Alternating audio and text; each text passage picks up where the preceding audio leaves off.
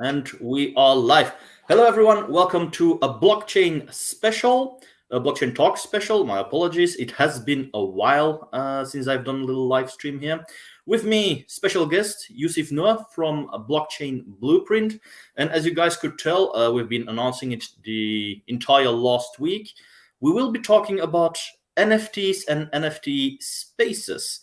A few tweets of us have highlighted the need for, well, strong masculine approach within the NFT market, and especially within the NFT spaces, as well, we have noticed a few, well, tendencies, I might say. A few remarks have been made.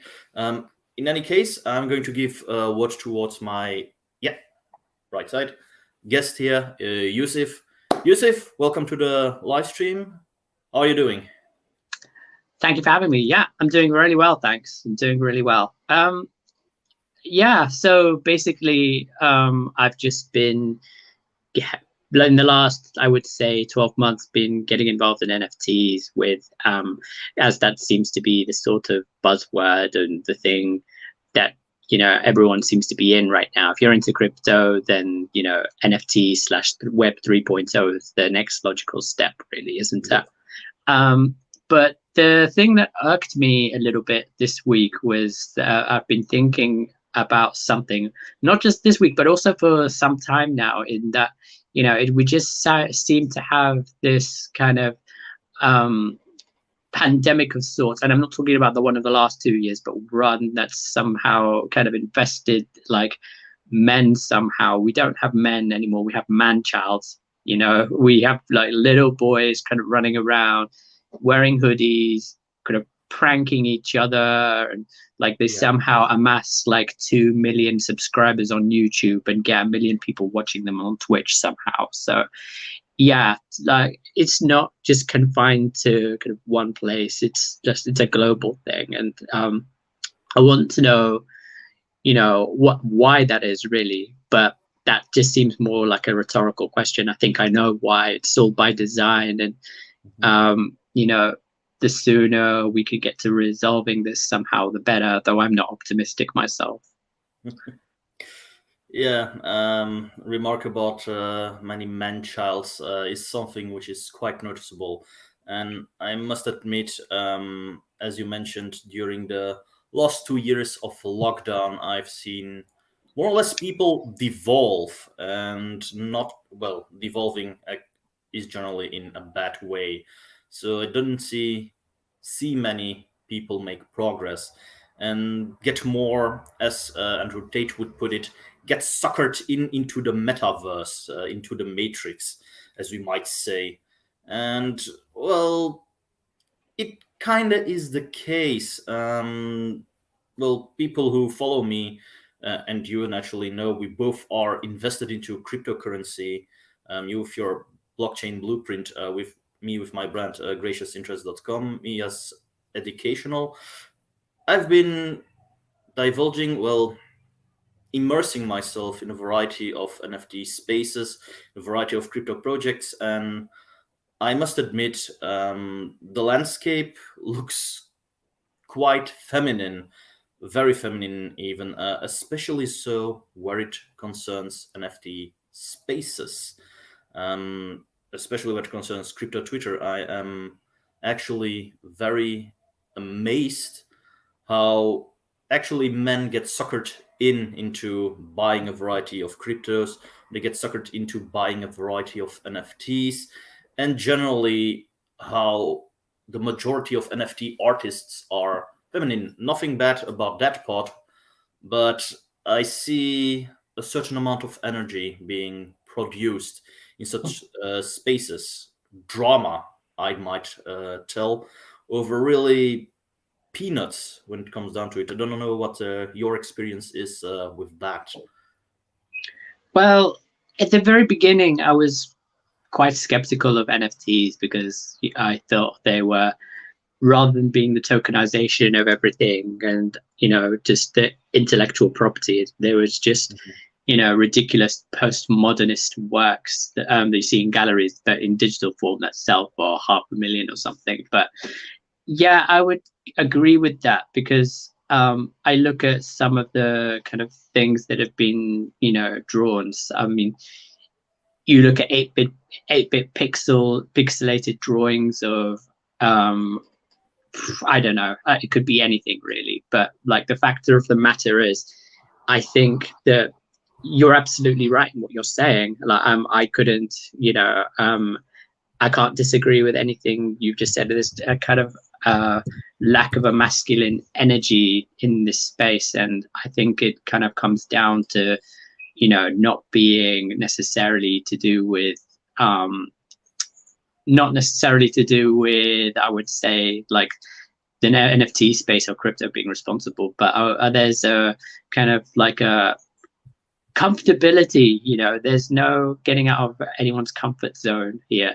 And I think lockdowns like exacerbated it like much further. But I would also at the last decade or so, it feels like we're in the last days of Rome somehow, and it's all about decadence, and it's all about not pushing boundaries or stoicism or rites of passage. And that, I think, kind of brings me quite nicely onto, there's no a rite of passage anymore. Recently, I made a tweet about something or other, about a video I saw about, I just sensed weakness somehow, like a shark senses weakness and kind of goes after its prey, out in the wild, and I kind of replied to the tweet saying, I never ever thought I would say this in my entire life, but we need to bring national service back. And that would sort everybody out. It would sort this mess out, whether you're religious or not, and you think religion is the answer, that's absolutely fine, and there's absolutely a place for it. But that being said, national service would like put these whippersnappers into shape and sort them out. That's for sure. It's like none of this kind of tripping each other up or, try not to laugh challenges on YouTube or watching other people stream video games on Twitch, that. Sure, you make a lot of money from it, but at what price? You end up like that XQC guy saying, like, he won't go down in the middle of the night and protect his girl. And I just, yeah, that's a kind of another thing for in itself. That's another thing in it. I've also seen. Well, and I know people will be watching and will say, "Oh, national service, military, etc., etc." Fact of the matter is, it doesn't need to be national service. It comes down to learning discipline, respect, really core things you actually learn from military service and, serving national service when it comes down to it. And yeah, it's something which is kind of missing. And I must admit, as you said, in the last 2 years, a lot of new, content has been breaking out on the internet, and it is, as you said, Twitch streaming about ladies barely scounted pulling in young boys, degrading their mind as they are supposedly playing a variety of popular games. And I'm going to highlight supposedly playing by reason, well, it is kind of known that some of these gals who are, well, practically selling their body on Twitch when it comes down to it, for views and money from little boys, well, aren't really playing but are act playing. So there's a game being played, etc. How do I know that? Not by watching it, but I've read a variety of articles, and naturally, as Youssif, I saw a variety of tweets and, let's just say, drama where it concerns XQC was his name, and a few. I think it's XQC. I can't be. I'm not 100%. I'm pretty sure it's that. XQC. Well, I'm going to say excuse in that case. By reason, it has quite a nice ring to it. So, Mr. Excuse at that point. Well, yeah. Let's follow him. Yeah. Anyway, feminine energy. About everywhere, especially where it concerns the current online landscape. But as I mentioned, I also saw it naturally. I'm a blockchain crypto enthusiast. I see the same kind of energy being spread within the crypto world. And it really comes down to a lack of innovation. Now, like Youssif, I've been around in the crypto space for quite a while, and I must admit there, well, especially since I wrote my guide about NFTs, my little course, um, there are things that I've noticed. And for those who have bought my course and actually are scrolling through it, you guys will notice that I highlight innovation. That if you want to invest in NFTs, you will need to invest in NFTs with a solid use case. Do not blindly step into a variety of collections. I mean, that's something which has been booming in the last 2 years, I might even say. And those are a variety of actually bullshit collections, overvalued NFT collections. And I'm really talking here about things like Bored Ape Yacht Club. You know the monkeys probably. If Yeah, not, yeah. well, I'm going to show it on screen here, just so you guys can have a little idea what it looks like. These monkeys.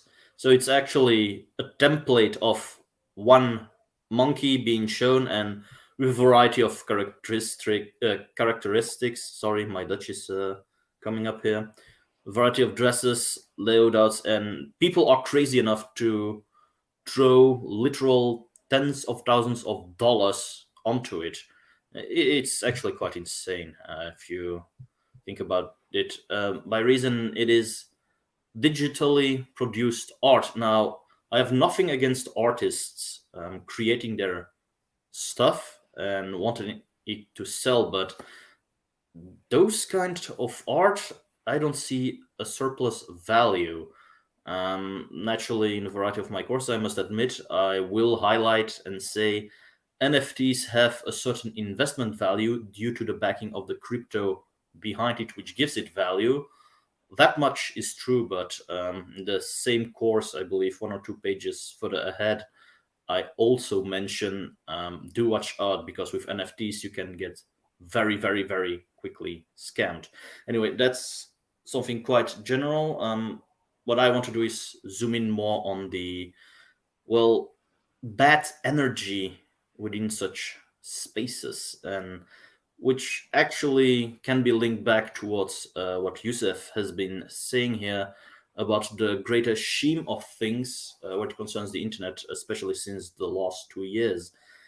And that's actually men becoming more and more feminine, men becoming more cowardly, not having the traditional virtues that we associate with men. In the tweet you mentioned, I believe there was something said about dressing as slobs with their hoodies, um, well, doing bullshit stuff, etc. Well, you can see, to say it in popular terms, the soy dripping off your screens. So, yeah, it's a little bit a modern illness which has been pushed forward. Yeah, I mean, I wouldn't even, like I say, put it down to the last 2 years. You could trace this back a good few years.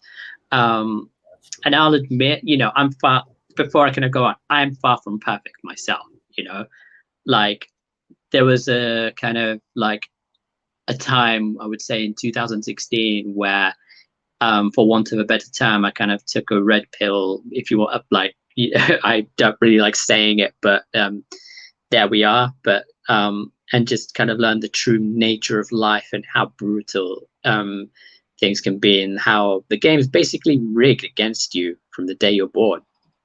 And so when you know that, it almost becomes liberating to think that, you know what, the odds are stacked against me, but it's like the old kind of cliche, the truth will set you free, you know. And so for me, it was, from there I kind of started learning about, the true nature of men and women and their dark sides. And when I say men and women, I'm talking about the kind of energies, because both men and women can have masculine and feminine energy, and one can have more than the other. And so where that kind of falls in is, you know, the dynamic between the two and the relationships. Because if it's like two magnets, if they're kind of like repelling each other, it's a good metaphor for how kind of people can be, I suppose. And then I just started reading a lot of books, and and before I knew it, like I had completely changed. And I've got a lot to thank social media for, but at the same time, social media also has its part to play in this.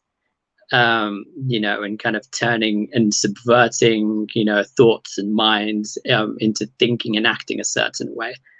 But that being said, I used my intellect and my intuition to kind of guide me through. And thankfully, I'm nothing like that anymore. Like I did a full 180 on that path. And I look back and even cut off many friends. For instance, I don't hang out with the same sorts of people. I hung out with, say, as little as 5 years ago. Like, I haven't kept in touch with them. I've unfriended them on my socials. I don't. I doubt I even have their numbers anymore. To be honest, I haven't really checked, but that's by the by. My overall point is, we're talking about a sole individual here. Once society has, been fully subverted the way it has, it's virtually irreversible. Even if I showed them, stats, statistics, proof, showing them, they won't believe anything they see. It's too late, because this begins from school age. This begins at primary school, and it takes about, for me, the indoctrination camps, like schools, like, and you're seeing, like, in recent times, I know 1 or 2 people, including my uncle, who homeschool their kids now. Honestly, like, and I'm thinking of doing the same thing myself, because I can't trust this lot to,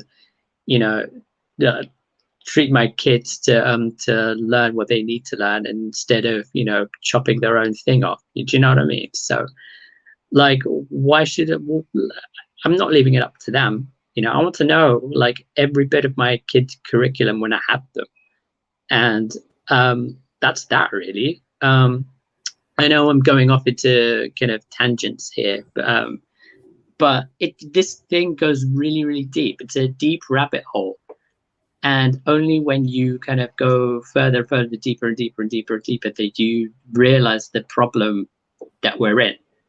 And it's not going to get better anytime soon. So I remember even giving an interview once in Canada for a radio station, more or less like this. And by the end of it, he was saying, that was so depressing. Well, do you want me to tell the truth, or tell you what you want to hear? Like, I'd rather, there's no point in me lying to you or sugarcoating it.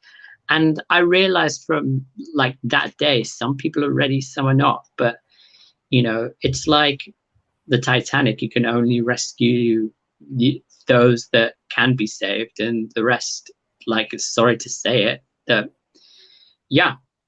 even the Titanic, but other things, burning building, but that's I might say, with a quite renowned proverb, water seeks its own level.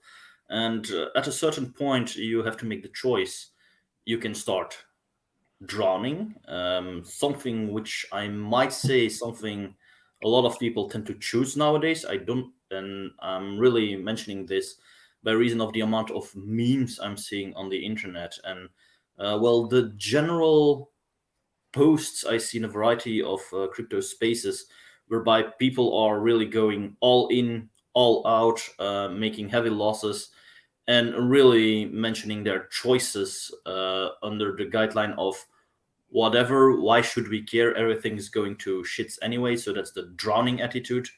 You can float, meaning you rise with the water level, but you're not doing really anything active. Or you can choose to learn to swim, meaning you go up with the water level, but you're trying to save your own sorry ass. And quite frankly, I prefer that last option, something I've been doing for quite a while.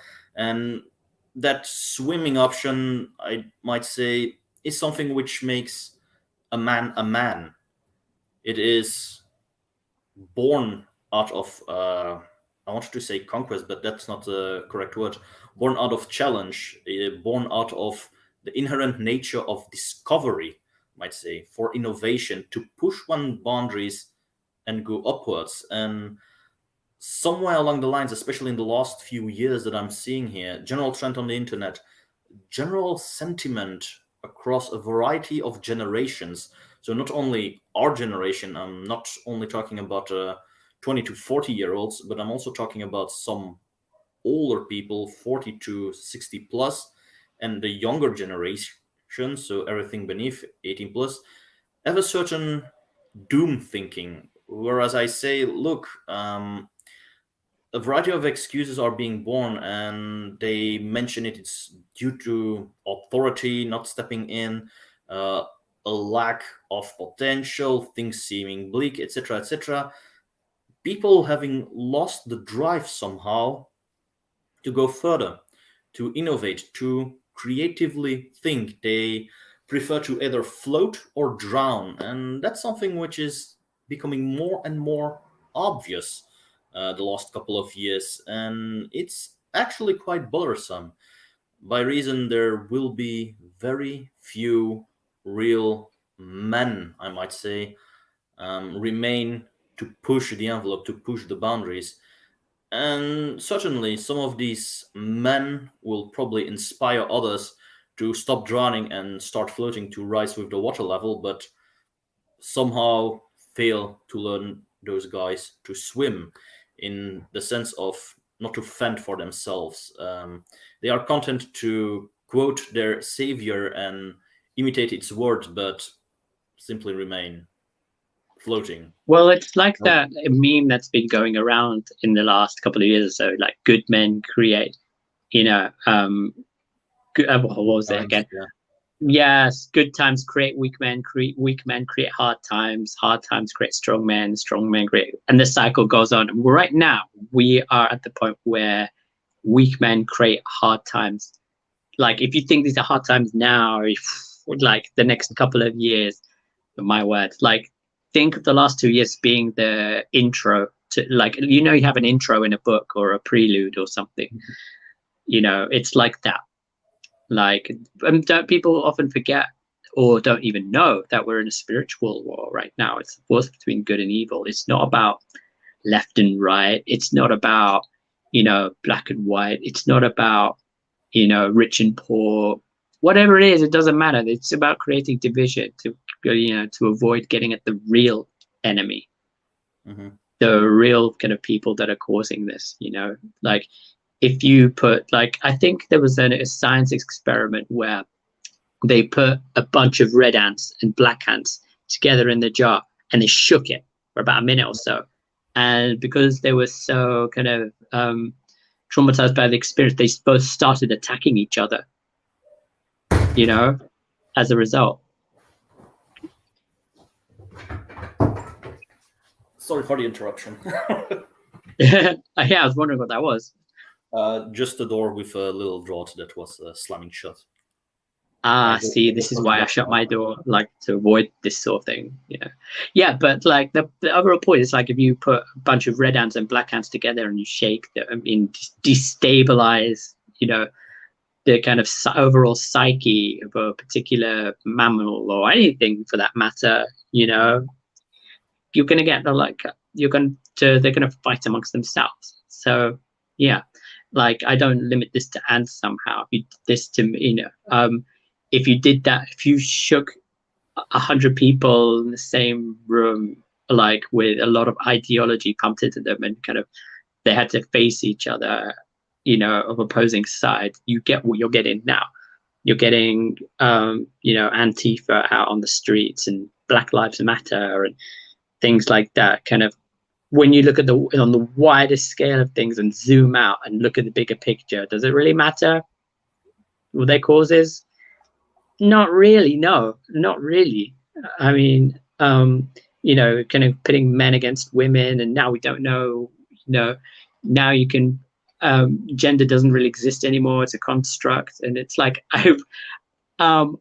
what I'm about to say, I need to be a little bit careful now, but it was on YouTube, so I think I'll be fine. So there was one guy who went on a podcast, I think it was called Just Pearly Things. I think it was that one, where he said, like, I can deconstruct the LGBT movement in 1 minute. And he was talking about, okay, well, that was the first letter of the LGBT movement. What's that stand for? Okay, lesbian. So in order to be a lesbian, you need to be a woman, right? Right. Wrong, because in order to be a woman, that's a gender, and there's no such thing as gender anymore. So, let's go to the next word. G. What do you need to be gay? Man, like attract to men. No, because there's no such thing as men anymore. Gone. Like, what's the next letter? B. You need bisexual. You can't, because there's no such thing as two genders anymore. So therefore, you just said, like, it's a construct. And T. That's what you're left with, but you've just said gender doesn't exist. So finito. What's the point of it? It's kind of like destroying yourself from within. It's like whichever genius thought of that, like I tip my hat off to him, to be honest, because like it's a movement that's kind of eats away at itself, and like it's almost like they're destroying each other. It's like the kind of woke movement. You can never kind of really apologize to the mob because they'll bathe for your blood even more somehow. It's hilarious. It's almost hilarious to watch if it wasn't so, tragic, but at the same time hilarious because they do it to themselves, and more often than not, they deserve it. What I'm going to say now is going to be highly controversial, so I need to watch out now because it might be the case I'm breaking YouTube guidelines here. It is something which I'm at the point of no return, to be honest. Something you won't hear a lot of influencers or even red pill movement people talk about, but everything where it concerns LGBTQ can be related back towards a disappointment in life and the destruction of the very own ego, meaning people see their nature being challenged. People see their own being and identity being destroyed. And the current movement that I'm seeing here with LGBTQ, a variety of causes like Black Lives Matter, and other things I'm going to say here, it all boils down towards creating an identity to be noticed. And that's something I'm also seeing in the crypto and NFT sphere. People align themselves with a variety of projects. They have no fucking idea, swear word, so whatever. They have no idea what the projects are about, but they got convinced, rallied, and hyped up by shillers, paid shillers, and they take it upon themselves to be part of said crowd. They are focusing and creating a new identity around it. And that's the same thing I'm seeing with LGBTQ. It's the same thing I'm seeing with, to mention a few names, the Hexians, the guys who love the cryptocurrency project Hex. You've got the Lunatics from Terra Luna. You've got Bitcoin maximalists. Now, I must admit, I sometimes use the word Bitcoin maximalist myself by reason that I see it as the best cryptocurrency project, naturally, but that's something else. I'm not going to base my identity on it. But there are people in that sphere whose entire identity revolves about such small things. And if you start talking to them, well, their life is all about it. And there isn't really any other room for, well, other details, other interests. They are very one-sided. And that's a little bit the issue with the kind of energy you're seeing nowadays. People identify themselves with one root cause. And that's something a lot of companies are playing upon. And that's actually the case with people like, I'm going to mention him by name, Hassan, who debated Andrew Tate a while back, that excuse guy. Well, those guys are modern day cult leaders, I might say. They share ideas. They don't really have a very fixed philosophy, but they get paid to it. They stand in the public eye. People look up to them and start associating themselves with it. And I dare even say Andrew Tate himself is doing that very same thing. It's not so much that he's creating a cult, but more or less people are associating with him and let their identity depend on these guys. And in a certain sense, they have become the new kind of cult leaders, which is actually quite a dangerous position to be in. And that something is what I'm also seeing in the crypto sphere very, very heavily. You have a variety of cryptocurrency projects and you've got an entire community, but as soon as the founder speaks, you've got fanboys crawling from anywhere, not even questioning his words or the bullshit he's saying, simply popping up, spamming everything, and you're like, what the hell is going on here? And that's actually as a result of people having lost identity and looking for others, contemporary idols, I might say, to look up to and form their identity around. And that's actually a very unhealthy thing to do currently. So yeah, I'm drawing it slightly back towards blockchain and cryptocurrency here, but it's something I've noticed, and that's one of the reasons why I want to highlight it. That it is something which has to do with creating identity, seeking a new identity. Can I just say, like, are you aware of NLP at all? Sorry, what about? NLP, like neuro-linguistic programming. Yeah. I've got a vague basis, I'm going to say. Yeah, so it's like when you use particular word and certain language to kind of fit, like, a certain narrative or the way you want to say things. And, some people are better than others, but it almost works in the same way, the way you were describing. I mean, I've got a lot with Andrew Tate with regarding him. So he's actually someone I have a lot of respect for. Like, he's one of those kind of Marmite guys. Like, in the UK, it's Marmite's a thing where you either love or hate it. And, there is no in between with this guy. And that's kind of like, he plays up to that image and does it very, very well. I mean, a few weeks ago, I remember being on my way home and I've seen these 14-year-old girls. I actually tweeted about this, saying like, oh, what do you think of Andrew Tate? It's like, oh, if there's anyone any boy that says they like Andrew Tate, like, get out of my life. It's like, girl, you're 14. All you do is go on WhatsApp and Twitch and Love Island. Okay, so let's not kid ourselves here. But I think, like, one thing that does annoy me is just as much is just the amount of, I go on YouTube or something like that, and it's like not even teenagers, but fully grown men with a lot of money and not much sense, saying like, oh, let's fucking go, man. Like, was like, what the fuck, man? It's just like, congratulations. I'm now just kind of what was going to be an interesting interview and wanted to watch it. It is just like, I have lost interest already, but excuse me one sec.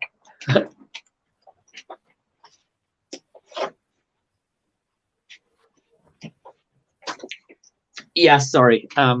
Just just kind of blowing my nose. It's quite a hot day as well. So just all that kind of linguistic stuff and all that swearing and all that kind of like acting like a little kind of little kid basically. And it's just like, I can tell your mother raised you and your dad didn't do the job right, man. And I've been guilty of it myself. I grew up in that sort of dynamic, but I managed to pull it round. We're all, it's like that book, Noah, Mr. Nice Guy, like by Robert, I forget his last name. I've even met him, I forget his last name. Wasn't it Robert Greene? Hold on. Sorry? Robert Greene, if I'm not mistaken. Yes, that's right. Yeah, lives in Mexico now. American guy. You know, well, those kind of, if you want to call it that, it's about trying not to be the nice guy. There's a very big difference between being the good guy and the nice guy. And I remember saying this in front of a couple of people. There was a girl opposite him. She's like, "Hey, man, like finally someone said, who finally gets it. We don't like."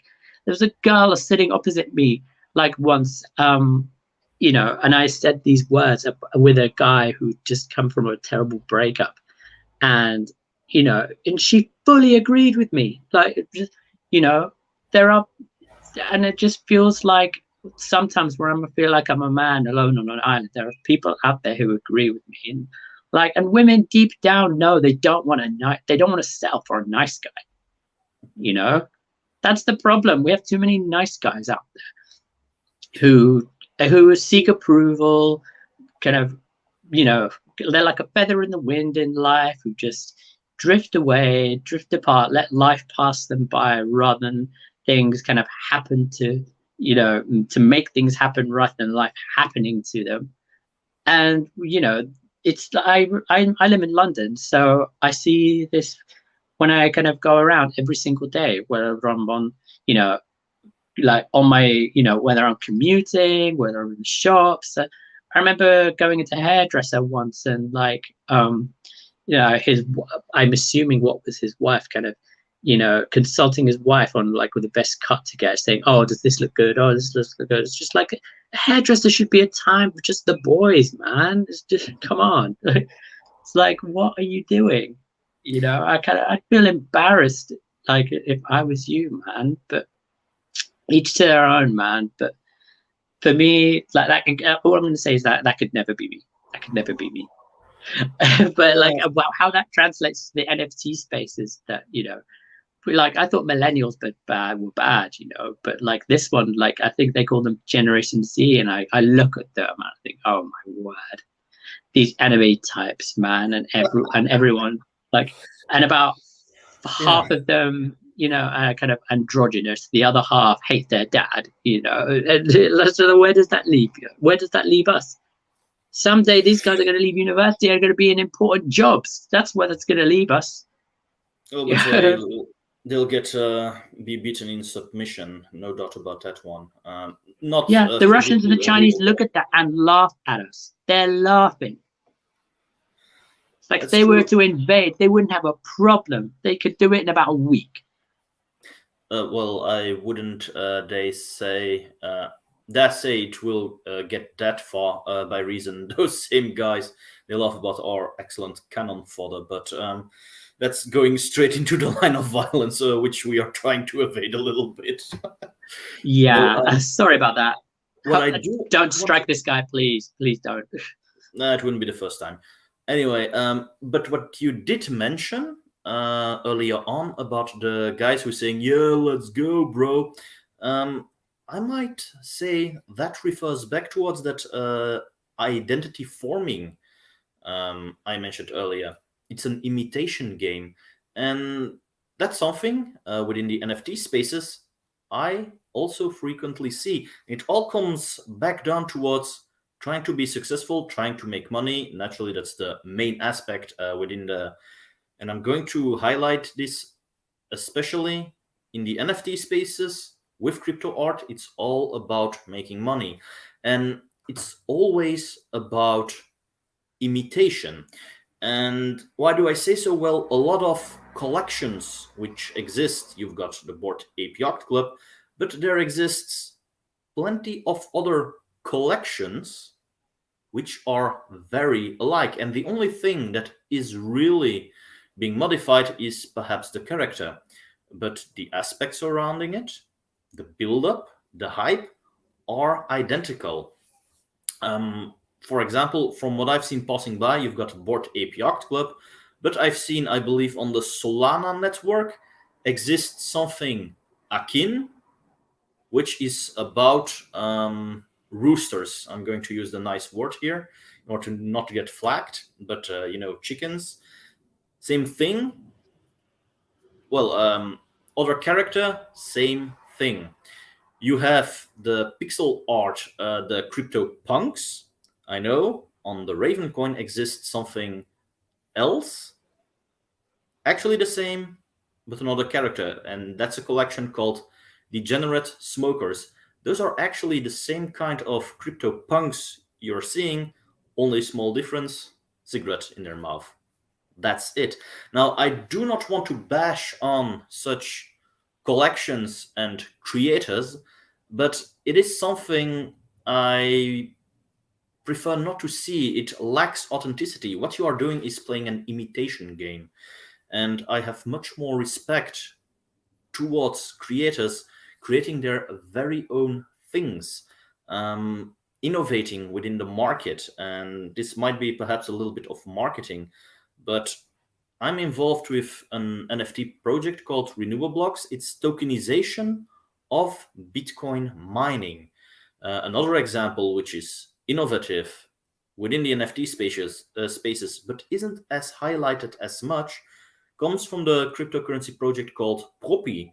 I've mentioned it numerous times in my courses. I've mentioned it numerous times on Twitter, but that's actually a company who tokenizes real estate. Those are innovative things that I want to see within NFT spaces. But the majority of things that I'm seeing are, well, quite frankly, pixel art and tens of thousands of variations on it. Like I mentioned, those degen smokers versus the authentic CryptoPunks. You've got that Rooster collection on Solana, whereas you have the Bored Ape Yacht Club on Ethereum. Both are the same things, just a small twist to it. And it kind of waters down the entire aspect of it. Um, Luckily, those are things which will disappear on the longer run, but it does highlight something peculiar, and it highlights an imitation game. It highlights those identity politics that I've been talking about. People seeking an identity, seeking value in very basic things. And if they can find it in something like that, they will try to imitate people. And I'm not going to sugarcoat it, but there are a lot of people who are trying to imitate Andrew Tate. Some might think I'm referring here towards a few TikTokers who are saying, yeah, if I were Andrew Tate seeing my firstborn son and making a joke about it. No, no. I'm really talking about students in his HU2 group who have enrolled and suddenly consider themselves masters of copywriting, masters of cryptocurrency, masters of, by simply copy pasting the words that are being learned within such spaces, but don't really work with them, if you get what I mean. For Yeah, can I just example, say, yeah. like, because I'm kind of a HU2 student, but the reason I'm in there is just, it's a ball of it for me. It's just about, kind of learning what you already apply. In my case, it's just about kind of learning what I know, taking from, people who've become massive successes, take from them what you can, and take the good bits, take it, and apply it to yourself, and then, that's the key. The problem where there's a problem is when people kind of almost worship it as a kind of be all and end all kind of thing. I'm not to kind of, let me clarify, because I am not in any way, shape, or form kind of like dissing or hating on kind of like Hustlers University or anything like that at all, because I'm a member myself and like I've made a bit of money on it, but there's a danger of kind of, there's people in there who are kind of very young, very impressionable, a bit naive at times, and kind of look and think that, this is the way, this is some sort of like, almost kind of worshipping these guys. And it's just kind of like, that's not me, I'm kind of far too kind of experienced in the game at my age to kind of, to kind of know the differences, and I'm not for 1 minute suggesting that they're, they're scammers. They're absolutely not, because I speak firsthand when I say I've made money on it. But there's just people in there that kind of just want to make any quick, easy buck, thinking it's going to be that, where they just haven't learned patience yet. Like a That's 18. true. What do you know if you're an 18 or 19-year-old? What the hell do you know about the world?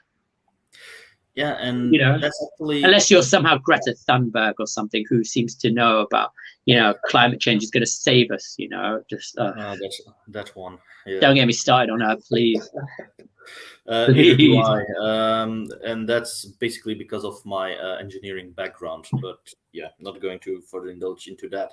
However, you raise indeed an interesting point. I'm even going to highlight something from the chat here by Jermaine and Leon Graveney. Interesting about imitation, it's not always unauthentic. Take music, for example. Some of the best tracks have used existing beats. Art evolves. You're actually raising a very valid point here. By the way, hi, Jermaine. How are you doing? Because what I want to say, you are a student of HU2. I was one of the very first who joined up when it was launched last year.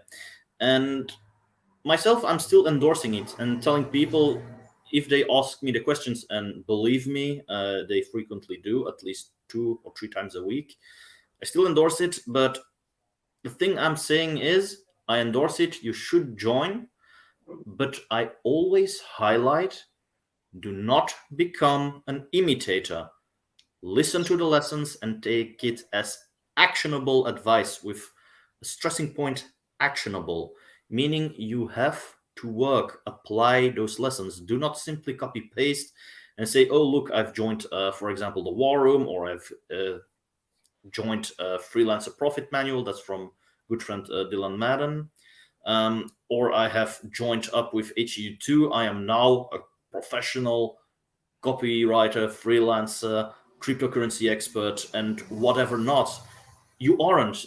You simply now make part of a community, of a group, which can help you grow, whereby you can learn valuable skills. However, currently, as mentioned before, we are living in a time where there's a lot of identity politics.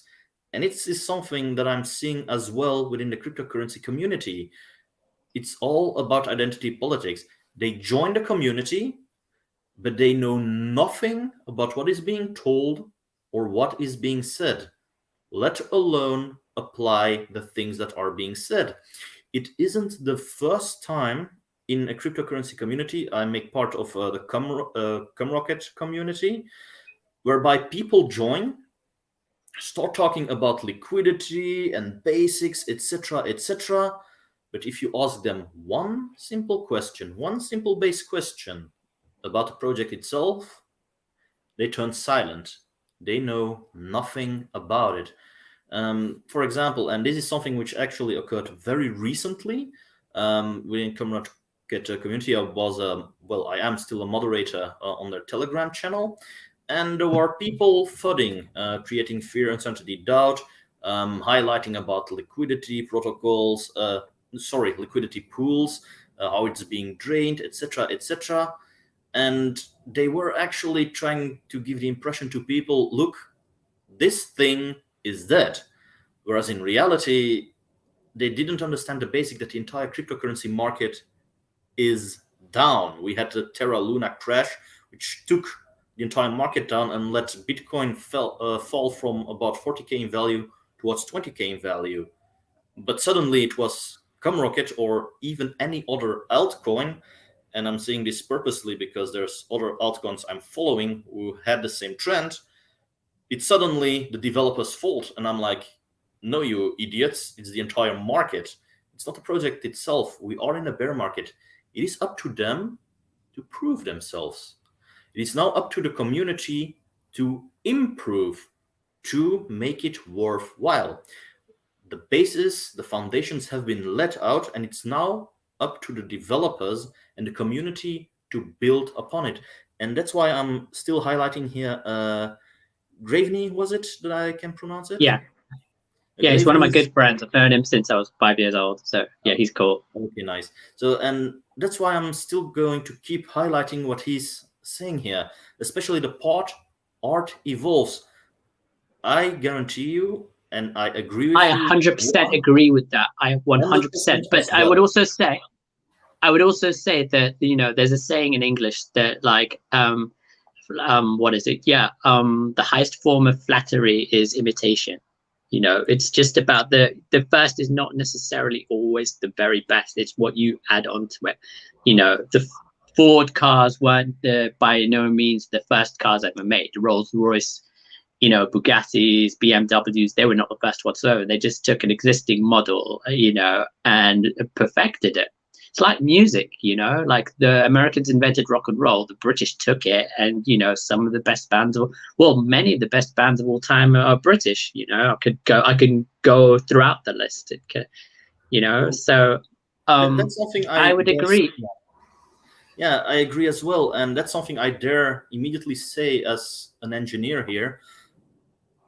Innovation and development means improving upon a basic foundation structure which already exists. I mean, our cars aren't that much different from the very first cars being produced. All the core elements are still present, but we got better suspension now because we added, well, hydraulic systems. We have better engines now. By reason, we engineered, we tried, we adapted, and, well, and I'm searching the word here. Can't find it in English anymore. Well, we adapted and improved. I'm going to put it like that. And at the end, it's still a basic fundament which exists, but we improved upon it and we started innovating.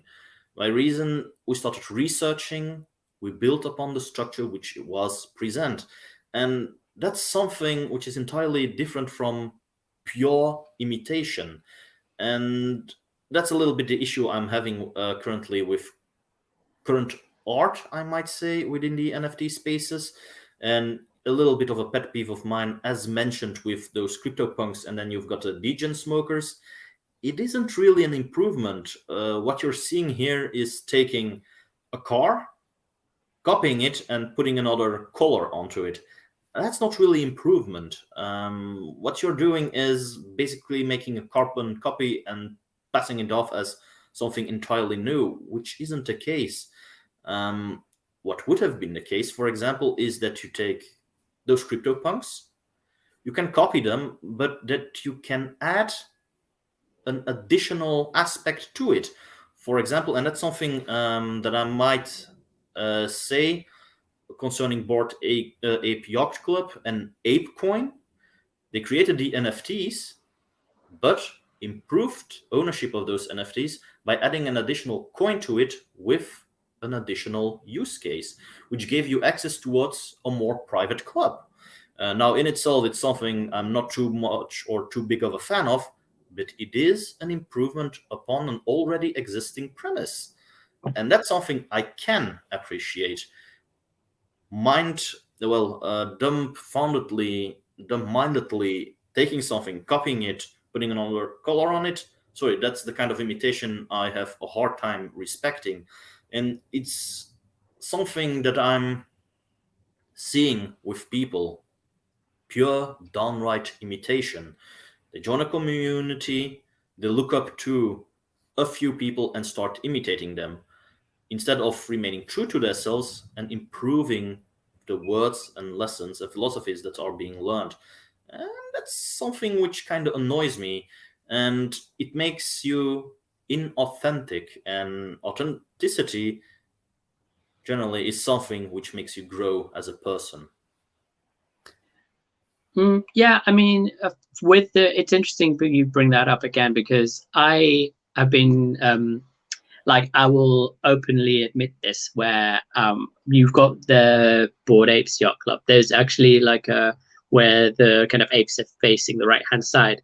Now there's a, you know, PAYC where I don't think it's launched properly yet, where the apes are facing left, like called Funky Apes Yacht Club. But Yeah. you know, it's I have a few of those, but at the same time, it's about the tokenization and, you know, the kind of incentives you get to owning them. It's not necessarily about the kind of worth of owning one necessarily. It's the accessibility you get from owning them. For instance, one thing that has propped up lately is the amount of exclusive clubs that have been made. There's one particular one called Gents Croquet Club, where it's all about exclusivity by owning, an NFT of a particular, to get into their Discord. And before it launched, I was part of their community, and they've said we don't want it to be accessible to just anyone. And if that's harsh, well, good. And I kind of respect them for that.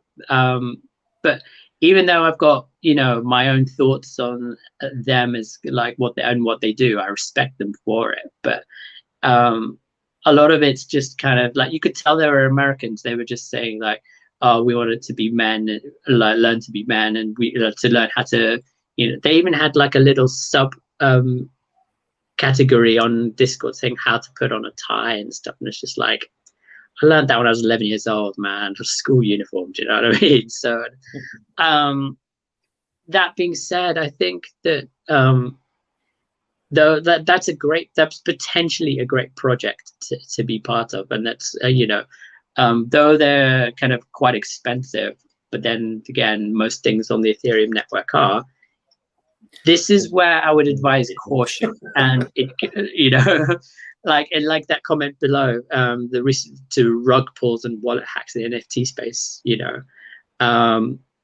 I just feel that with people coming into it, they need to be extra careful. And we've even seen just this week with the Solana network, doing what it did yet again, reducing people's confidence in the project and the network itself. So, that doesn't really bode well. And I was a fan of Solana beforehand. I'd sung its praises. I'd had quite a number of NFTs on that network now. And I've also had my wallet hacked on top of that too.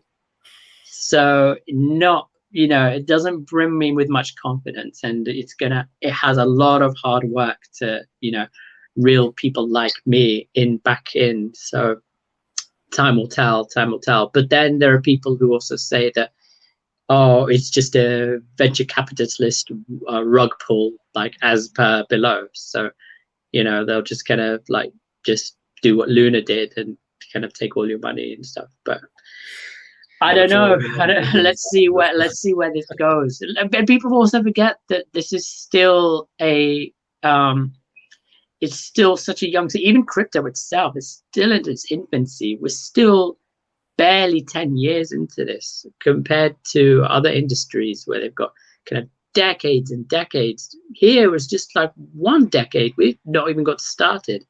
You might even say centuries of experience if you look at a gold. Well, yeah, and also it's also due to the fact that there's it's still the Wild West out there.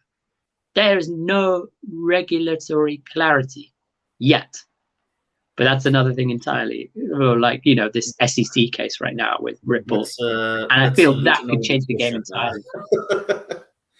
By reason when it concerns regulations, if I'm getting off a tangent, we're busy for about 2 or 3 hours. Yeah, sounds about right. Although it's absolutely inevitable. Yeah, you can't go on and there not being any sort of clarity, And unfortunately, that means 99% of all NFT projects are going to, and cryptos as well for that matter, it's going to be completely obsolete. It's just how it is. I must admit, you actually raised a nice point where it concerns exclusivity clubs attached towards NFTs and NFT collections. And I'm going to once again refer towards Andrew Tate to make a point. He bought a Bugatti. It's quite renowned. It's a nice orange one. I like the color. But what I do find intriguing, well, not very intriguing, but stated as a plain fact, and which should apply also towards those NFT collections, he always said, I didn't buy the Bugatti because I wanted a car. I wanted to have access to the network behind it. And that's something of a given, something very important. And what isn't necessarily highlighted, but which is more or less an undercover idea pertaining to it, has to do with what kind of network you want to associate to. Bugatti is a renowned car dealer, car model, I'm going to say. Well, they've got various models, but anyway, it is a renowned brand. That's what I'm saying here, which has naturally a customer basis and network with plenty of millionaires and billionaires. So if you want to make big money and want access towards that network, well, you will need to buy a Bugatti. Simple as that. However, you also need to make a decision, a choice.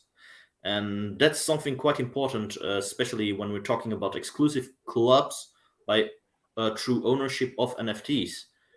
Do you want to belong towards a certain exclusive club?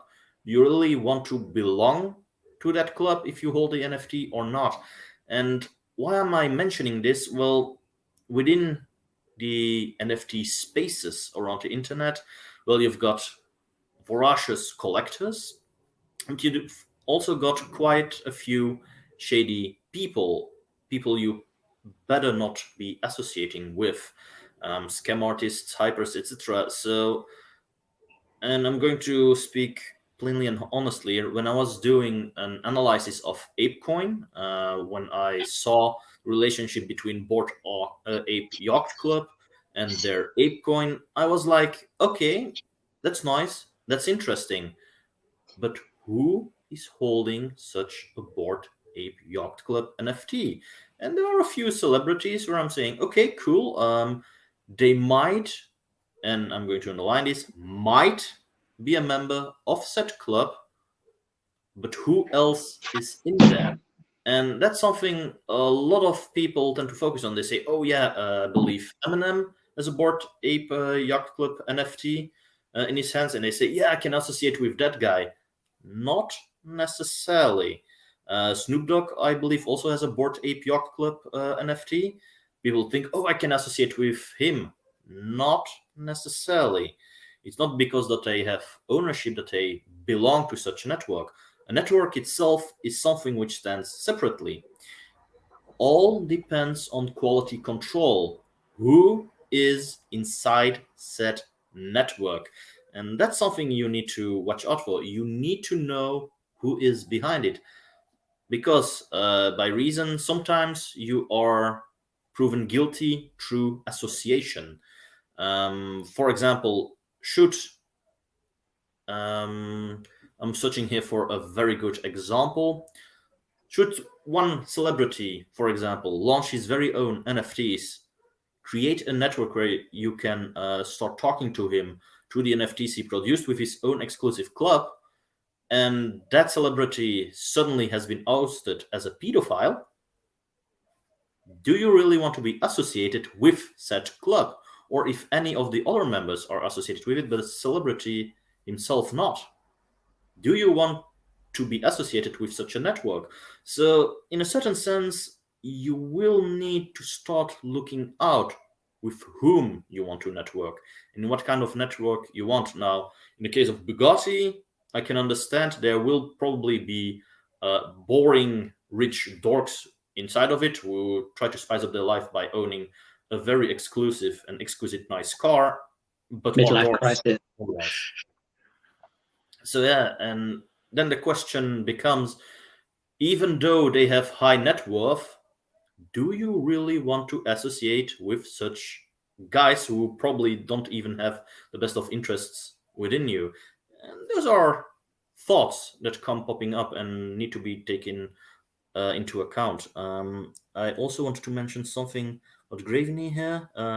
Plus, recent drug pulls and wallet hacks in the NFT space have made things worse. Um, well, as Youssif said, the NFT space is very young. We might even say that despite the cryptocurrency market in itself being in its infancy, the NFT space is something which has been just born. It's well, just born. It has been around for, I believe, 8 years, with the very first CryptoPunks being minted on the Ethereum chain somewhere 2017, 2018, if I'm not mistaken. It has been around, but it is now coming into the mainstream. It is now full on in development and innovation phase. It is slowly growing. And well, those rug pulls and wallet hacks pertain to said growth. Future wise, within the next 5 years, more and more of such hacks will start popping up. Some major ones, some smaller ones, but it is really innovation taking speed, and well, things will be going more and more fine. Later on, you will notice that such ripples and hacks will occur less often, by reason a variety of exchanges and people have learned the lessons from the past. But yeah, it's a fair argument. Also contributes to declining confidence and irritation in the FT space. Currently, I might say that the amount of NFTs being sold, transacted, are much lower when compared to what 2 years ago. Simple reason, the entire crypto market has lost value. And as NFTs are being backed by the native cryptocurrency upon the blockchain they are minted, well, as a result, their value has also gone downward. They become less valuable. As a result, expressed in USD dollars or euros, naturally, meaning they become less interesting and people are less likely to buy and sell them. You'll see 2024, 2025 new bull run, there will be a sudden surge again in the use of NFTs and development. But right now it's really hanging on. Yeah, I would. Yeah, there's a lot to take in, but I would agree with much of it. But I would say that the next bull market would be probably a lot sooner than 2024, maybe even, well, thinking about it, maybe not next year, but yeah, you're probably right, actually. Sorry, you're probably right. Yeah, you're probably right. At that case, I had always back towards the fundamentals, and Bitcoin still has the majority dominance. And I've seen very recently even BitBoy saying, yeah, Bitcoin will never reach its 50% dominance once again. That's true, but it's not necessarily because Bitcoin has become less important. It has more to do with the amount of different cryptocurrency and blockchain projects being incepted on the daily, which is snibbling up more dividing the entire market circle, which means, well, dominance of all tokens and coins are diminishing and are getting more evenly spread. So also, itself, if you are talking about dominance, we still need to see towards that one coin who still has the majority of the entire market, which is Bitcoin. Yeah. But one thing I would say is that, like, one thing that annoys me just as much as all those, people we were talking about earlier on is like Bitcoin maxis.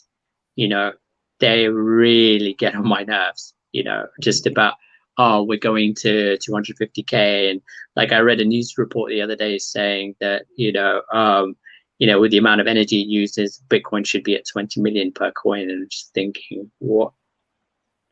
Who reads this stuff, man? Who believes them? Well, and like, you just got to ask who, what is their incentive? Who are their masters at play?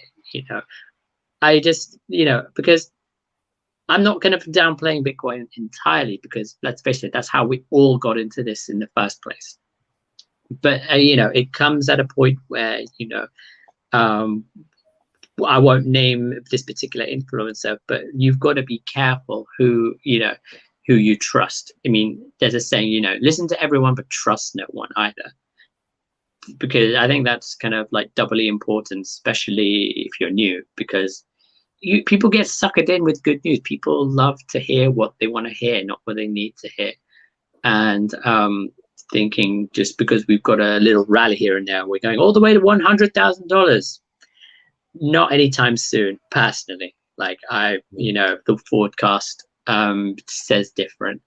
But it's interesting to see the countries that have adopted it as national tender and seeing how they're doing. I mean, I can't be I can't be. It can't be said that I'm an expert on El Salvador particularly, but like, do you know how they're faring at the moment with using it as national tender? Because one thing it is good at and still is a hedge against any fiat currency. Well, in this case, the US dollar. And everyone's saying like, oh, the US dollar's become strong. US dollar hasn't been strong for a good 50 years. You know, it's backed by nothing. You Yeah. know, so you know, all I'm going to say really is that, you know, be careful who you listen to. And yeah, that's really all. What do you think?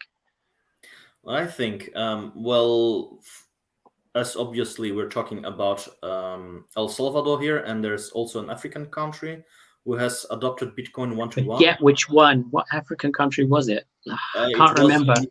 it was Democratic Republic of something. I forget Congo? it. No, not Congo. Oh, it was in For Central African Republic. I yeah, know it's in Central Africa, but I know 100% which one it was. Like, yeah. I did probably even a live, someone in the comments just kind of write down below what it was or something. yeah. I even did a live stream on it, a little analysis. But anyway, from what I know, those countries who adapted one to one are fairly okay. It's not that they suddenly have tremendously improved their economies. They remained quite level. By obvious reason, Bitcoin has been made legal tender, yes, but it hasn't become the main tender they're using. And quite recently, even, I was very happy to read that El Salvador is actually now going to create their very own stablecoin, a USD, US dollar based stablecoin, in the sense that they are going to make use of their Bitcoin reserves to imitate the current value of the US dollar. And that stablecoin is going to be legal tender within their country. Myself, I see this as an absolute win for the country. By reason, well, naturally, the US dollar is inflationary. It will lose in purchasing power. However, the backing asset itself will guarantee a strong basis to rebuild an economy upon it. And that makes it a very strong move. And I've always been a fan of a country adopting Bitcoin, making such a move, saying, look, we are going to take in a Bitcoin reserve or an asset. It doesn't matter if it's gold, Bitcoin, Ethereum, or any other high value asset. They take it as an asset and they base something off of it. That's innovation. That forms a solid foundation. Currently, as you said, especially since the Nixon shock in the 1970s, I believe, where President Richard Nixon said, look, we are going to forego the gold standard. Now the US dollar is based on debt. And when you hear those words, based on debt, it means countries being indebted to them to withdraw value from that. It's actually an empty premise. It is based on promises being made between two consenting parties. However, when you're talking economies and politics and national security, you can rest assured promises on paper mean nothing. You might say during a war, we have all signed a declaration of peace whereby and that will not be done so that peace can be maintained. You can rest assured within 20 or 30 years, a variety of those points mentioned will be broken. And that's the same what Richard Nixon did towards the USD dollar. They said, look, we're both making an agreement here. There's promises from two sides. And with that, the US dollar will retain its value. We are almost 50 years later, and the dollar is crashing. By reason, well, a variety of countries said towards the US and A, you guys can go F off. We're not going to do it anymore. We're not going to repay our debts. We're going to default on them. And a variety of banks did so, a variety of big companies did so, and the scales, which were nicely imbalanced, suddenly are starting to tip, and you've got hyperinflation going on. That's the deal that's occurring. And yeah, that's actually one of the reasons there's a collapse, and that now even people are flocking towards cryptocurrency by reason there's high demand, limited supply, talking Bitcoin here, and it is a protector of wealth. And that's one of the reasons, well, people are now pushing towards regulations for cryptocurrency. One of the most recent agreements made is between Coinbase and BlackRock. And I saw plenty of people applauding, yay, BlackRock is getting invested in cryptocurrency markets, yay. And I was like, no, do watch out. Have we forgotten in July 2021 and even this year that BlackRock has been very aggressively buying up properties in the US, actually outbidding small families who wanted to have their very own homes so that they can start renting it out to said families, that said families have no ownership. And while the argument might be, yeah, but it's perfectly legal, yes, that's true, but in a certain sense, is it abuse of power? Do you really want to have such a company associating with probably the second or third largest cryptocurrency exchange and starting to pull moves like that? You really want them to own a majority of Bitcoin within their own wallets that Coinbase will have to say towards their retail users like you and me who are trying to buy Bitcoin and say, yeah, sorry, we can't do that because our biggest partner has said we can't do withdrawals. That's abuse of power. That's going against the common idea of cryptocurrency. It goes straight against the decentralized distribution and decentralization that cryptocurrency makes as important and gets its value from. So that's one of those things I'm always wary about, especially if people start saying, yeah, we need regulations. I'm like, not really. Everything is coded into detail, and you only need to watch out how you are spending your Bitcoin and to whom you are spending it. Anything else is taken care of. You will need your very own, well, senses and good mind. That's it. So yeah, little rant right there. Yeah, you clearly have a lot to say on the matter, but I would say, excuse me, the regulatory clarity is on the way, and there's nothing we can do about it. It's absolutely inevitable. You know, it can't be avoided. Unfortunately, you know, but it could be a good thing for the space in the long term. Like I'm an eternal optimist, so like I always want to hope for the best in things. So, in a way, you know, whether you like Ripple stroke XRP or not, like they are fighting for crypto, you know, for the whole space itself, like to stop things from rug pulls and scammers and, you know, fake coins, blah, blah, blah from happening. You know, they're kind of fighting for us, if you want to put it that way. In a certain sense, yes. In an other point of view, I might say they are being, well, more or less trying to save their very own skin, but in the meantime are being pushed forward towards being the defenders of the crypto market. Why do I say so? Well, Ripple itself isn't really all that good, I might say, not from my point of view. No, I would agree with that. I would agree. But I would also say that, you know, they're fighting the good fight at the end of the day. You know, it's like world leaders, you know, you don't particularly like them and they're not the, you know, none of these people come out innocent in any space, but some are better than others. Oh, yeah. You know, I've got to be very careful again and not name people, but again, there are people who don't toe a certain line and where the majority of them do. So you might say that, you know, they're certainly not perfect and the human rights records are shambolic, you know, but you might agree with them on one or two things, you know. So like, I think that's the same applies with Ripple and that their own native token, XRP. I think what I think of XRP, like you know, and I know we've had debates in the past where we, you know, and we have both have very strong opinions. I think there's an air of inevitability about, once this case is over, you're going to see it go to places no one thought it would go, and, because there will be clarity. That's the reason why. And there will be a few others that follow it. And I also think that, 90% of these coins and these NFTs are going to be laid to rest.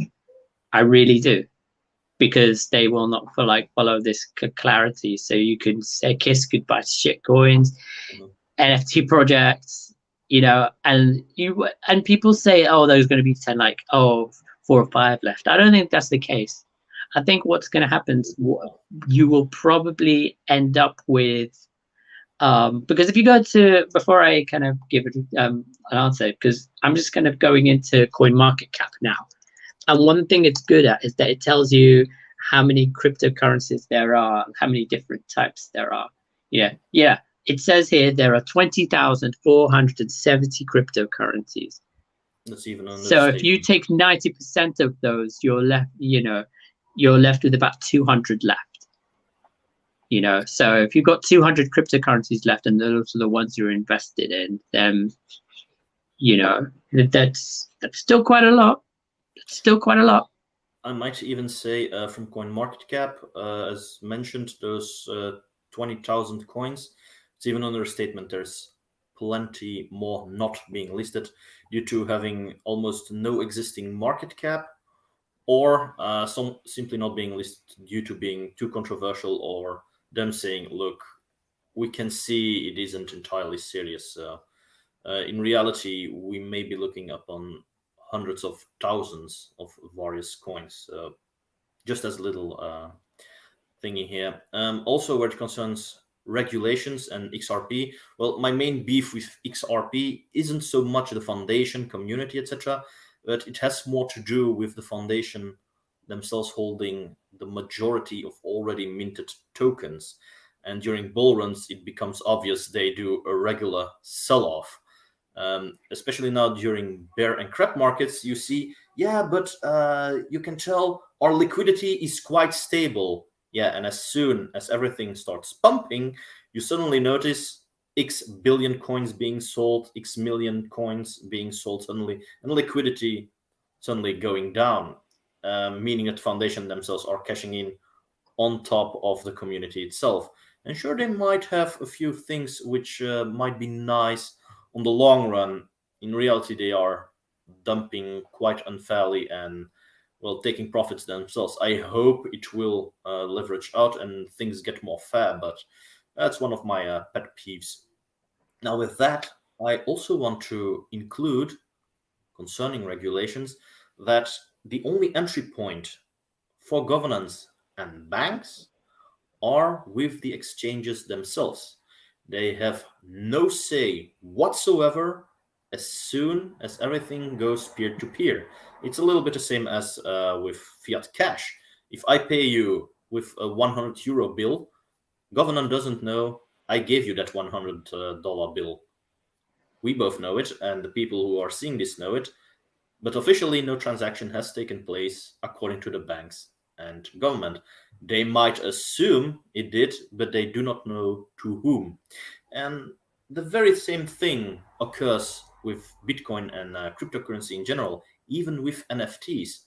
We might be talking about a public open ledger whereby all transactions can be verified and seen, but generally those are anonymous unless naturally you attach your name towards a said wallet.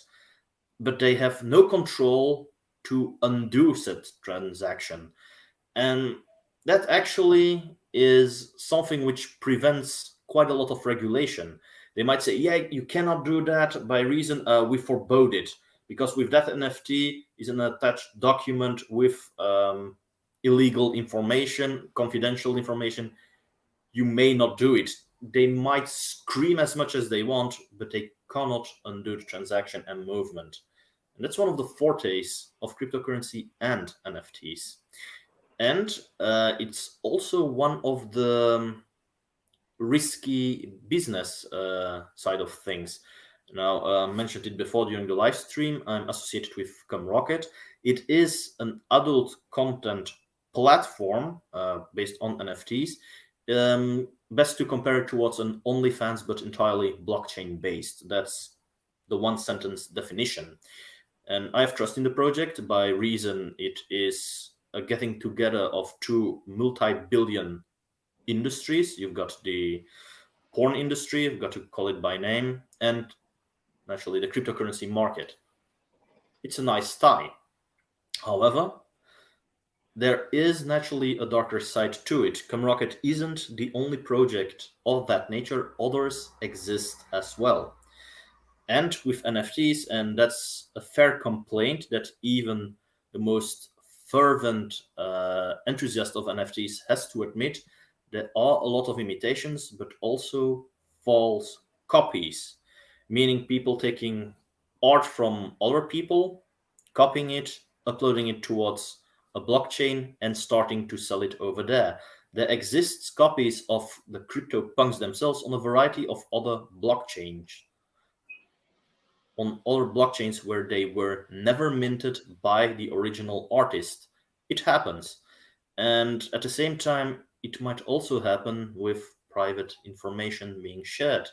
And I'm going to refer back towards the porn industry. It might be the case someone is imitating a creator or porn actress, mint her NFTs and details on another blockchain. For example, the original creator is on Ethereum, and the imitator jumps towards Binance, the BNB or the BSC chain. Nothing will prevent that information being continuously shared on said blockchain. And sure, the exchanges might say, yeah, but we are going to block the APIs of said NFTs. Okay, cool, you can do that. NFTs themselves remain, the information remains. It's not because the API is being blocked that you cannot see what's inside. The wallet itself can still transact peer-to-peer. It can use a different API to visualize everything and continue everything. So that's a little bit the anti-censorship movement that is so common towards blockchain.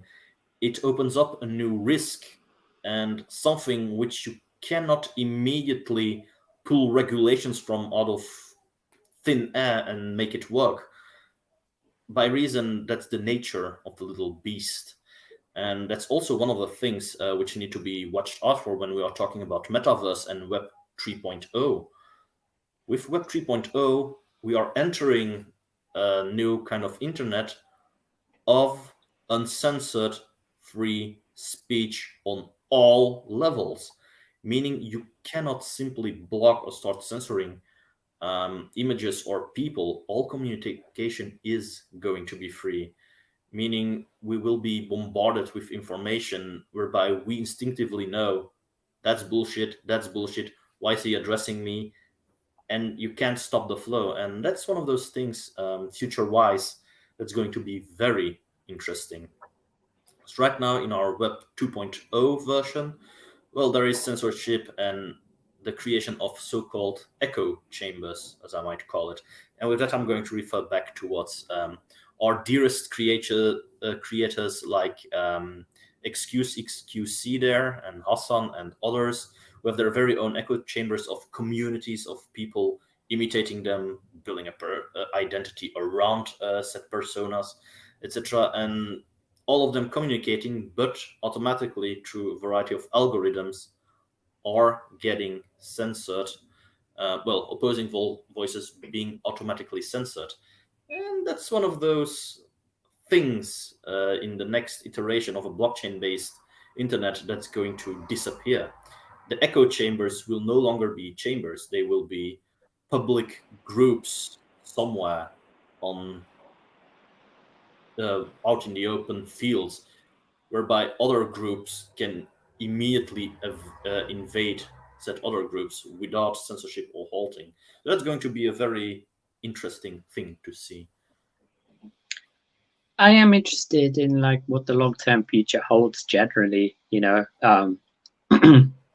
I don't know what tomorrow holds. I just about know what's going to happen today, really. So what's going to happen is I'm going to kind of look at, just how far my portfolio has gone down, and or I think we both will somehow. I only really check kind of like once or twice a day. I'm down to twice minimum.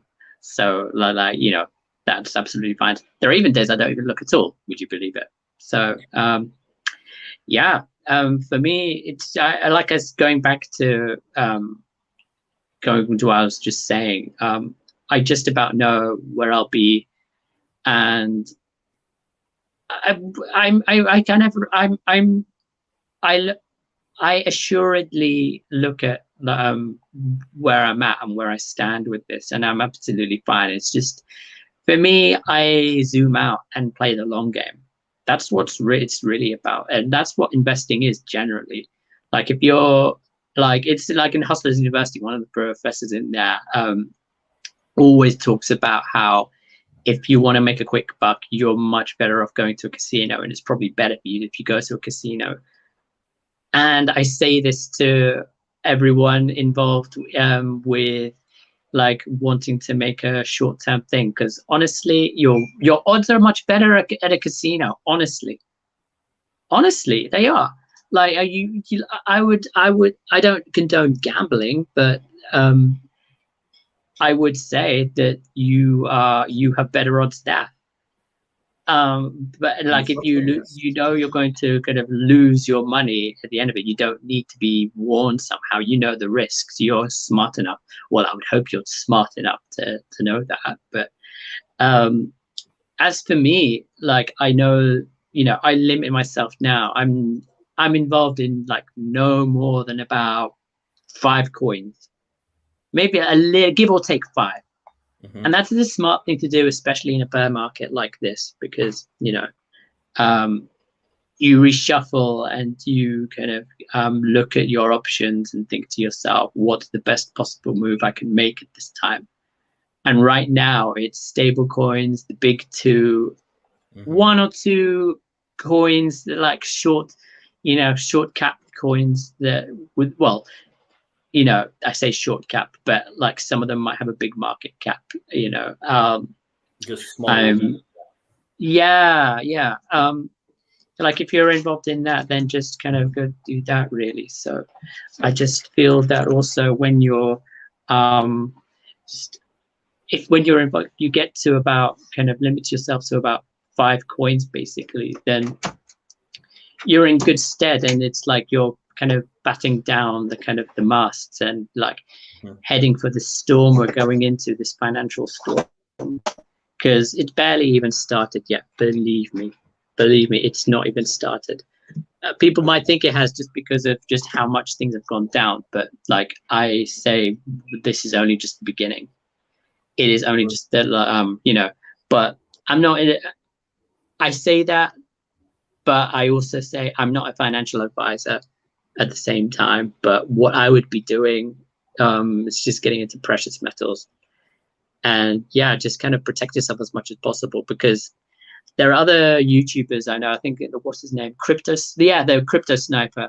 At the end of some videos, he's been talking about with your gains, it would be a wise thing to do to buy some precious metals with them, because you need something physical in your hands, things of worth. Because what if the electricity goes down? You're screwed, So have something that that's tangible and has some kind of worth.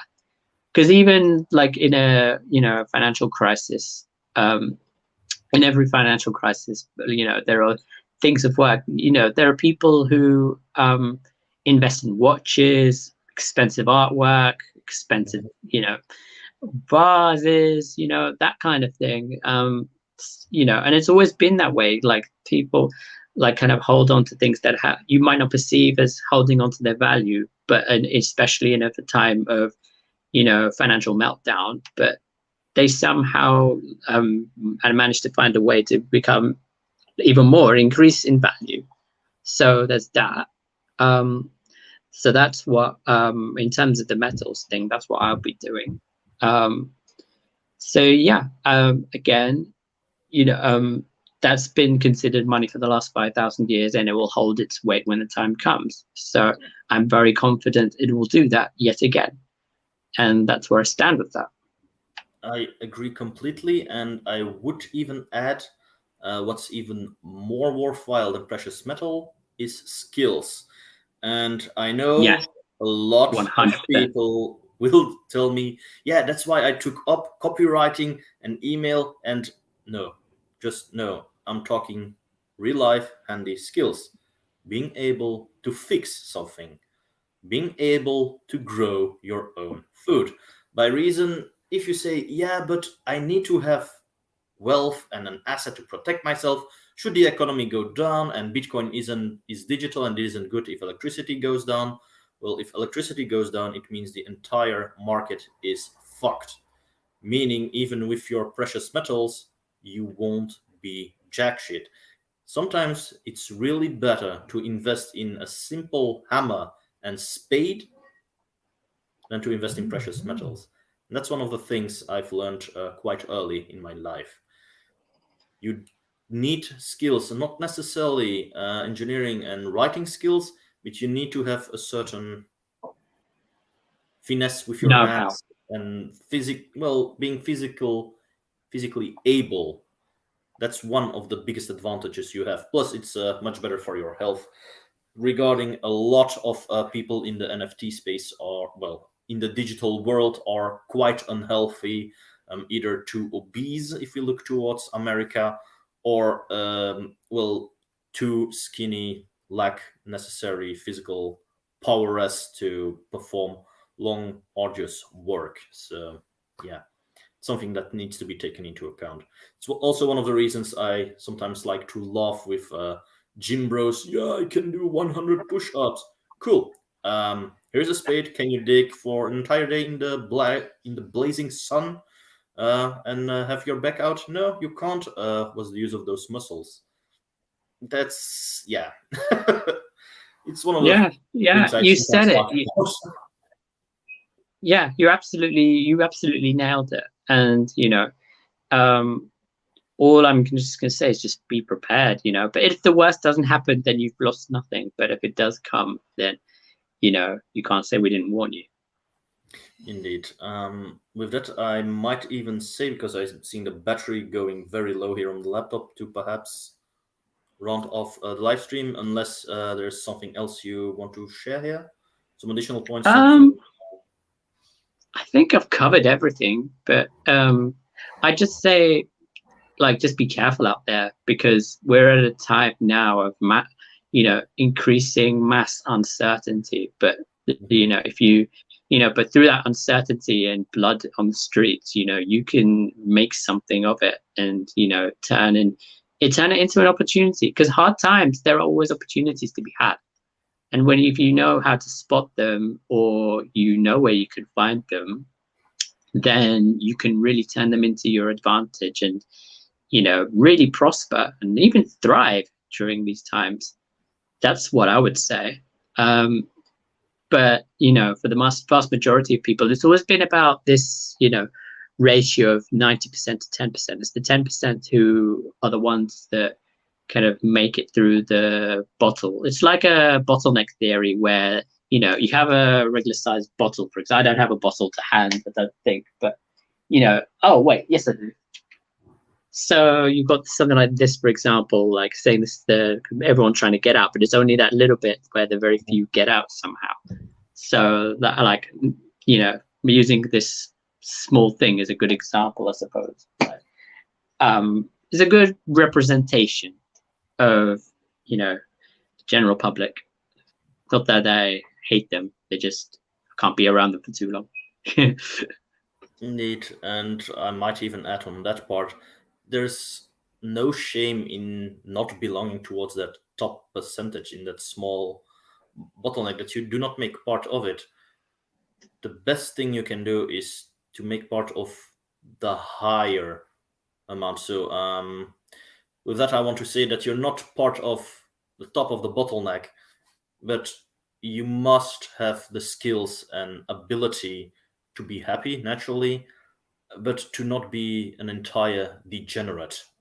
as I may call it, to not be a mere NPC.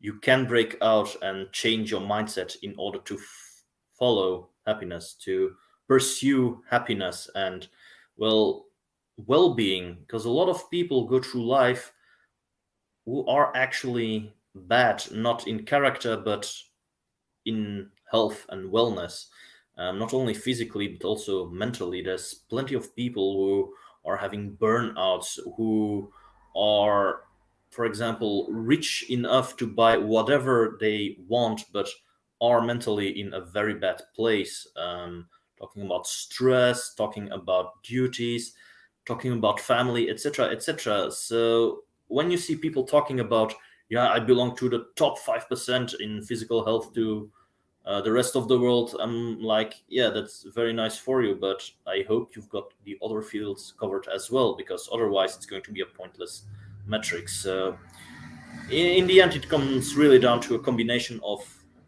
a variety of things.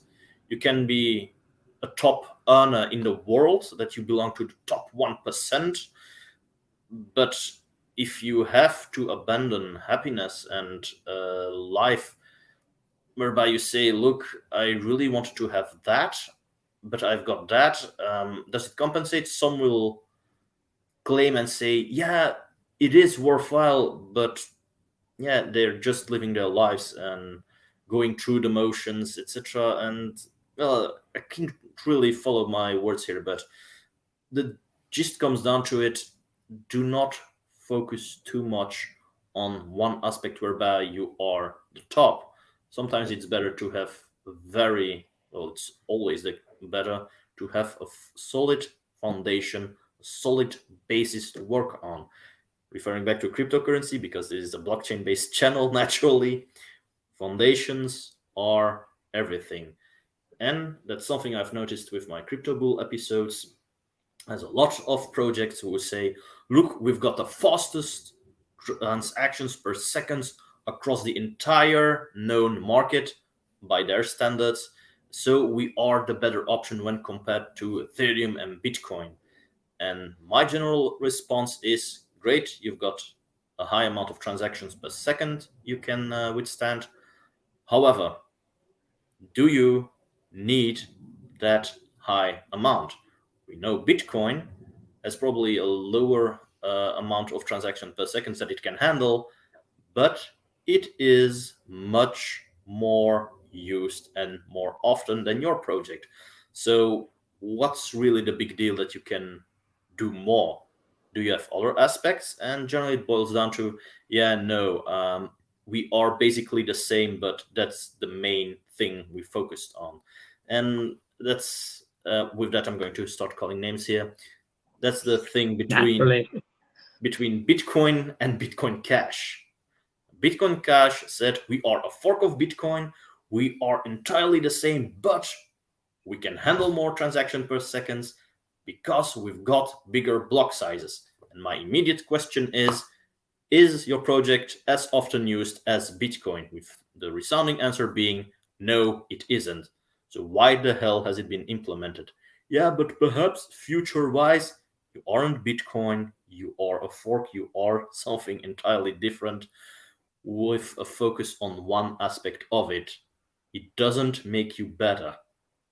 It makes you an imitation with a possible adaptation future-wise that can be handy, but currently, if you want to stand out, and this might be contradictory to what I said earlier on, you must adapt towards base foundation and build upon it in order to help improve society and the world. But you must also take into account to not take it always as seriously. It's great that you can do such things, but it doesn't mean you are better to what already exists and is in use. It merely implies we have the technology now and the knowledge to improve upon the older one. Your new thing might be great, but might be badly timed. So, as always, an aspect of time and importance that is being, well, that is of actual importance. And even Bitcoin Cash has been made more redundant. I might say, since last year with the Taproot update, which has been launched on Bitcoin, whereby they are now grouping together more transactions, shortening up the transaction used memory. I'm going to put it like that. It's an entire grouping. I'm not going to get deeper into it. Just look up Taproot update Bitcoin, and you'll know what they've done. And well, the base premise is they managed to save up 25% of block space on the Bitcoin network, making Bitcoin Cash their advantage of larger block sizes actually redundant and unnecessary. That's basically it. Yeah, good way to wrap it up. Yeah, and with that, probably if Roger Ver from Bitcoin Cash ever sees this update, I'll probably get banned, or blocked on Twitter by him, just as I had. Sorry, Roger. Sorry. I want to say sorry as well, but hey, you gotta face the fire. So with that, I'm going to end this episode. Thank you all for watching, and naturally for the interaction in the chat. And up until next time, Youssif, if there are topics concerning blockchain, cryptocurrency you want to talk about, you might become a guest on another episode if you want to. So yeah, I'd love to. It was great being here. Thank you for having me. yeah, if you've got certain subjects you want to offer, just put it in DM and we'll arrange it. For now, we're going to end this episode. So thank you guys for watching, and up until next time.